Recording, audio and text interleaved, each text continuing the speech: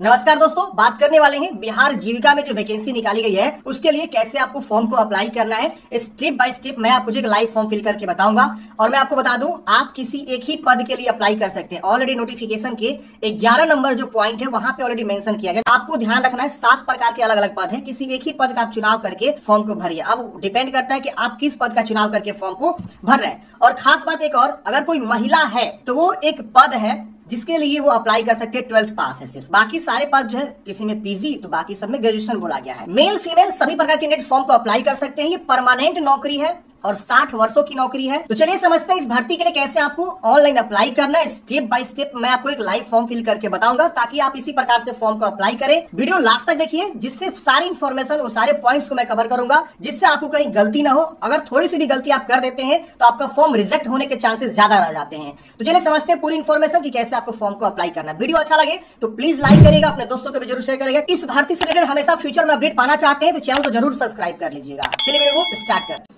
दोस्तों अभी आप देख पा रहे होंगे हम जीविका के आधिकारिक वेबसाइट पर है और यहीं से आप सभी का जो ऑनलाइन आवेदन की जो प्रक्रिया है ना शुरू की गई है। अब ध्यान रखना है फॉर्म भरना कैसे है। जैसे यहाँ पर देखिए बोला गया है कि कैंडिडेट का जो है जो भी फर्स्ट नेम है लिखे, लास्ट नेम जो मिडिल नेम जो है इसमें और लास्ट नेम जो है इसमें लिखे। जैसे मान लीजिए किसी का नाम 3 अक्षर का है, जैसे राम कुमार शर्मा हुआ तो Ram first name, middle name Kumar, Sharma last name होगा। लेकिन किसी का नाम राम कुमार है तो फर्स्ट उनका राम और लास्ट नेम कुमार हो जाएगा। ये ध्यान रखेंगे। पूछता है कि कभी आपने नाम चेंज किया है तो यस करें, नहीं तो नहीं वाले विकल्प पर क्लिक करें। डेट ऑफ बर्थ पूछता है, आपको कैलेंडर मिलता है। सबसे पहले जो भी आपका साल होगा ना, साल को यहाँ से चुनेंगे और जो भी महीना होगा, जो भी डेट होगा, इस अकॉर्डिंग आप चेंज करेंगे तो आपका उम्र यहाँ पर बता देगा। यहाँ पर बात की जाए जेंडर का तो लड़का है तो मेल, लड़की है तो फीमेल जो है आपको यहाँ पर सेलेक्ट करने की जरूरत होगी। नीचे आएंगे तो जो भी आपका मोबाइल नंबर है, मोबाइल नंबर डालेंगे, अपना मोबाइल नंबर को दोबारा डालेंगे, ईमेल आईडी देंगे, ईमेल आईडी को दोबारा डालेंगे और एक ऑप्शन मिलता है जनरेट ओटीपी जिस पर क्लिक करना है। उसके बाद ये कैप्चा कोड आएगा, उसको फिल कर सबमिट वाले विकल्प पर क्लिक करेंगे। बोला गया है कि आपके जो ईमेल है उस पर ओटीपी गया होगा, ओके वाले विकल्प पर क्लिक करें।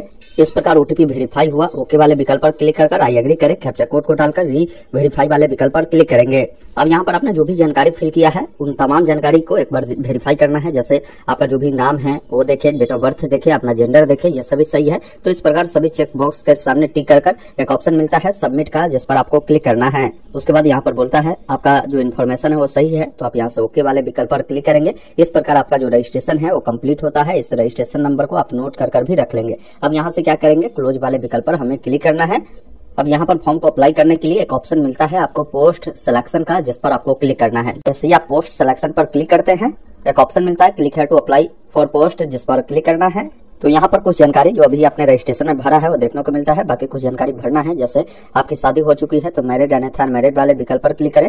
पिताजी का जो भी नाम है लिखेंगे, माताजी का जो भी नाम है आपको यहाँ पर लिखना है। फिर नीचे आपको आना है, यहाँ पर जो है ये जो भी पोस्ट कैटेगरी है ब्लॉक लेवल है। अब इसमें आपको कौन से पोस्ट के लिए अप्लाई करना है वो देखना होगा। अब जैसे इसमें कई प्रकार के पोस्ट है, आप जिसके लिए भी एलिजिबल है उस पोस्ट को यहाँ से आप सेलेक्ट करेंगे। बाकी नीचे आएंगे तो उस पोस्ट का कोड मिल जाएगा। आप देखिए यहाँ पर नेशनलिटी में इंडियन चुनना है। पूछता है कि क्या बिहार के निवासी है तो आप यहाँ पर यस करेंगे। फिर किस कैटेगरी से आप बिलोंग करते हैं वो कैटेगरी जो है यहाँ पर आपको बताने की जरूरत होगी। फिर नीचे जब स्क्रॉल करेंगे ना तो यहाँ पर बोला गया है कि जो भी आपकी कैटेगरी सर्टिफिकेट है वो किस अथॉरिटी के द्वारा इश्यू किया गया है वो आपको यहाँ पर बताना है। बाकी मैं आपको गाइडलाइन बता दूं, जब भी आप अपना कैटेगरी सर्टिफिकेट देते हैं ना, वो कैटेगरी सर्टिफिकेट जैसे SC ST BC EBC EWS दिव्यांग इन तमाम लोगों के लिए बताया गया है। जैसे SC ST के केस में आपको तो डायरेक्ट कास्ट सर्टिफिकेट देना होगा।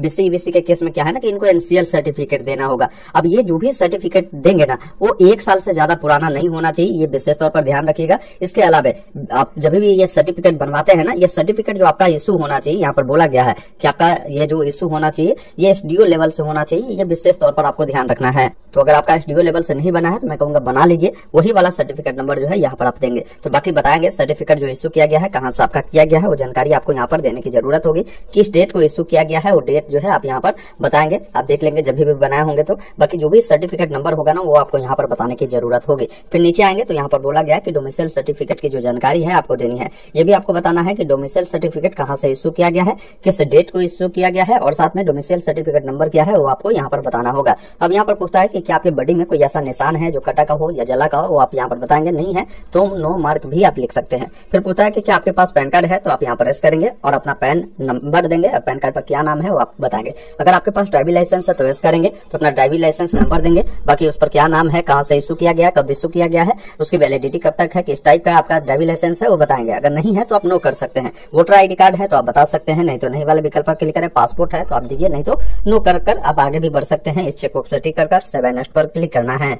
इस प्रकार यह डिटेल जो है यहाँ पर सेव हुआ। अब एडिशनल इन्फॉर्मेशन में आते हैं, जिसमें पूछता है कि अगर आप 40% या उससे अधिक दिव्यांगता है तो यस करें, नहीं तो नहीं वाले विकल्प पर आपको जो है क्लिक करने की जरूरत होगी। फिर नीचे आएंगे, बोलता है अगर आप फ्रीडम फाइटर के पोता पोती है तो आप यहाँ पर यस नो में उसकी जानकारी जो है आपको देनी होगी। फिर नीचे आपको आना है, पूछता है कि एक्स सर्विसमैन है तो उसके बारे में आप जानकारी दे सकते हैं। फिर करेंटली में अगर जो है आप एम्प्लॉय है जो कि जीविका में है तो आप बता सकते हैं, नहीं तो नो वाले विकल्प पर क्लिक करेंगे। जीविका में अगर आप एम्प्लॉय रहे हैं, एक्स सर्विस वाले हैं तो आप बता सकते हैं यस नो में उसके बारे में। फिर यहाँ पर पूछता है कि अगर आपने जीविका में काम किया है तो कभी भी अनुशासनिक हेतु आपको निकाला गया है तो आप उसके बारे में जानकारी आप दे सकते हैं। उसके बाद यहाँ से सेव एंड नेक्स्ट वाले विकल्प पर क्लिक करेंगे, ये डिटेल आपका सेव होता है। अब आप अगले स्टेप में आते हैं जहाँ पर कम्युनिकेशन डिटेल जो है पूछा गया है, जिसमें करस्पॉन्डेंस एड्रेस पूछा गया है। करस्पॉन्डेंस एड्रेस का मतलब है अभी वर्तमान समय में आप जहां भी रह रहे हैं वो एड्रेस आप बताएंगे। जैसे ग्रामीण क्षेत्र में होंगे तो एड्रेस 1 में विलेज, एड्रेस 2 में पोस्ट ऑफिस लिख सकते हैं।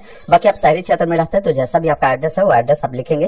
कंट्री में इंडिया लिखना है, जो भी आपका स्टेट होगा ना यहाँ से स्टेट चुनेंगे, जो भी आपका डिस्ट्रिक्ट होगा उससे चुनेंगे और पिन कोड देंगे। किसी का करस्पॉन्डेंस एड्रेस और परमानेंट समान है तो इस चेक बॉक्स पे टिक करेगा, दोनों फिल होगा। अलग अलग है तो अलग अलग जानकारी को फिल कर सेव एंड नेक्स्ट पर क्लिक करना है।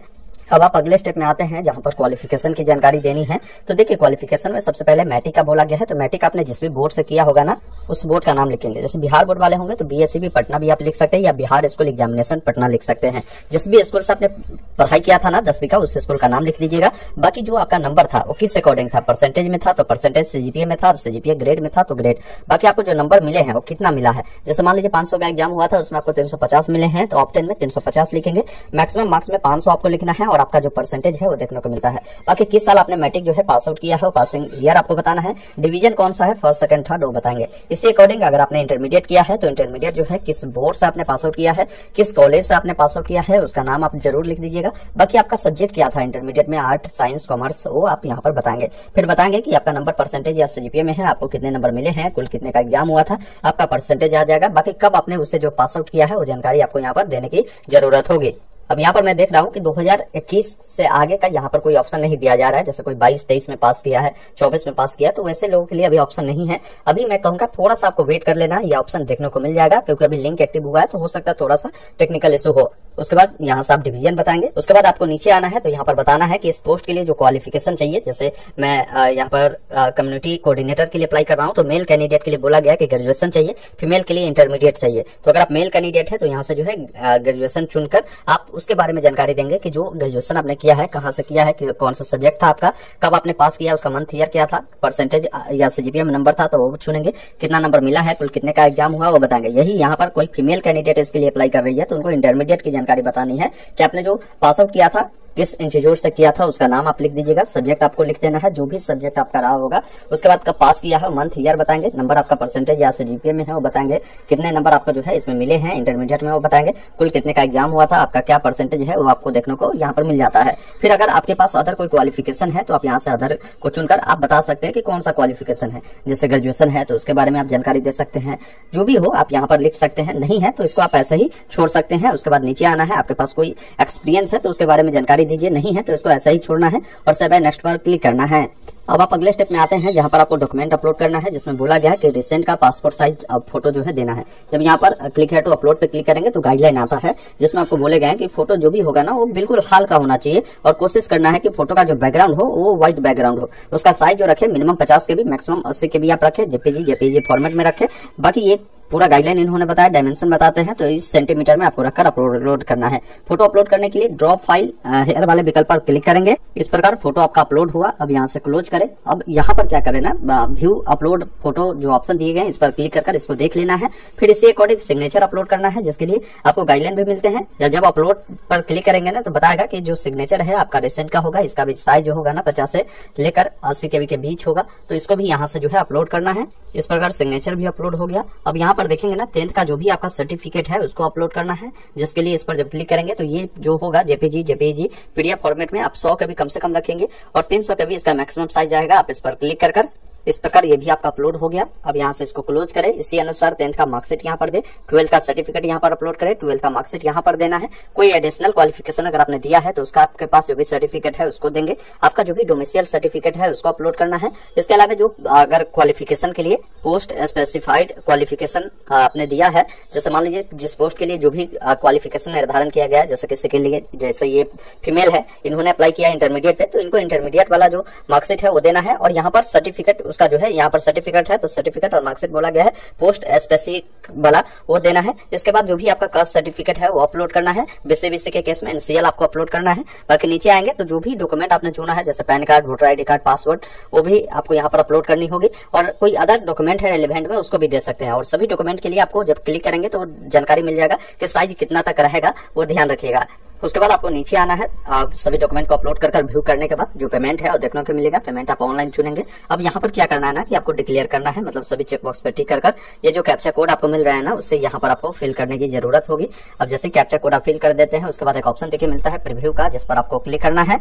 अब इसमें देखना है आपने जो जानकारी दिया है वो सही है या नहीं है। कहीं भी कुछ गलती है तो अभी आप जो है यहाँ से इसको क्लोज कर अभी बैक होकर उसको सुधारे। जानकारी सही है तो सबमिट वाले विकल्प पर आपको क्लिक करना है। जैसे ही सबमिट करेंगे, पेमेंट करने का काफी सारे माध्यम है, जैसे net banking, debit card, credit card, UPI, जो भी माध्यम आपको सही लगे उसको आपको सिलेक्ट करना है। जैसे मैंने यूपीआई चुना तो आप यूपीआई आईडी सेट करना चाहते हैं या क्यूआर कोड से, तो क्यूआर कोड को सिलेक्ट कर प्रोसीड नाउ पर आपको क्लिक करना है। ये क्यूआर कोड आएगा, इसको किसी भी यूपीआई ऐप से स्कैन कर पेमेंट करेंगे और इसका जो भी प्रिंट आउट है ना उसको निकालकर अपने पास सुरक्षित रख लेना है।